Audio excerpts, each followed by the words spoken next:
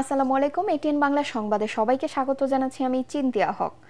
অন্তর্বর্তী সরকারের শপথের বৈধতা নিয়ে ফেসবুকে আদালত অবমাননাকর পোস্ট দেয়ায় আইনজীবী মোহসিন রশিদের কাছে ব্যাখ্যা চেয়েছে আপিল বিভাগ। অন্তর্বর্তী সরকারের শপথের বৈধতা নিয়ে আপিল বিভাগের শুনানিতে তার কাছে ব্যাখ্যা জানতে চান আদালত। পরবর্তী শুনানির জন্য ২৫ নভেম্বর দিন ঠিক করেন প্রধান বিচারপতি সৈয়দ রেফাত আহমেদের নেতৃত্বাধীন ৭ বিচারপতির পূর্ণাঙ্গ বেঞ্চ।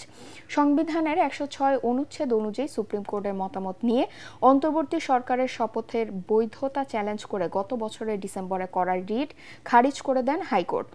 আদেশে উচ্চ আদালত বলেন, দেশে জনগণ বৈধতা দেয়ায় অন্তর্বর্তী সরকার নিয়ে কোনো বিতর্ক থাকতে পারে না। পরে আপিল বিভাগের আপিলের অনুমতি চেয়ে আবেদন করেন রিটকারী আইনজীবী। বিএনপি মহাসচিব মির্জা ফখরুল ইসলাম আলমগীরের সঙ্গে ঢাকায় নিযুক্ত ইউরোপীয় ইউনিয়নের রাষ্ট্রদূত মাইকেল মিলার সৌজন্য সাক্ষাৎ করেছেন। বেলা ১১টার দিকে গুলশানে চেয়ারপারসনের কার্যালয়ে সাক্ষাৎ অনুষ্ঠিত হয়। এ সময় আসন্ন সংসদ নির্বাচন ও আইন শৃঙ্খলা পরিস্থিতি নিয়ে কথা বলেন তারা। বৈঠকে বিএনপি স্থায়ী কমিটির সদস্য ও চেয়ারপারসন ফরেন অ্যাফেয়ার্স অ্যাডভাইজারি কমিটির সদস্য আমির খসরু মাহমুদ চৌধুরী, বিএনপির ভারপ্রাপ্ত চেয়ারম্যান তারেক রহমানের আন্তর্জাতিক বিষয়ক উপদেষ্টা ও যুগ্ম মহাসচিব হুমায়ুন কবির এবং সাংগঠনিক সম্পাদক ও চেয়ারপারসন পররাষ্ট্র নীতি বিষয়ক বিশেষ সহযোগী উপদেষ্টা কমিটির সদস্য শামা ওবায়েদ উপস্থিত ছিলেন। রাজধানী ধানমন্ডি সচিবালয় মোড় ও কারওয়ান বাজার মাছের আড়তের সামনে ককটেল বিস্ফোরণ করেছে দুর্বৃত্তরা। এর আগে রাতে ধানমন্ডি ১১ নম্বরে আন্তর্জাতিক অপরাধ ট্রাইব্যুনালের তদন্ত সংস্থার কার্যালয়ের সামনে ককটেল বিস্ফোরণের ঘটনা ঘটেছে।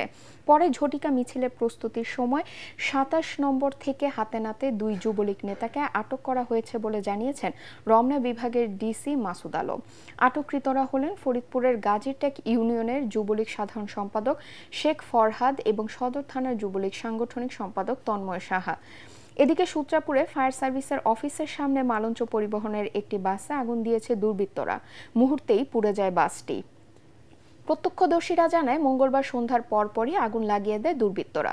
খবর পেয়ে দ্রুত আগুন নিয়ন্ত্রণে আনে ফায়ার সার্ভিস।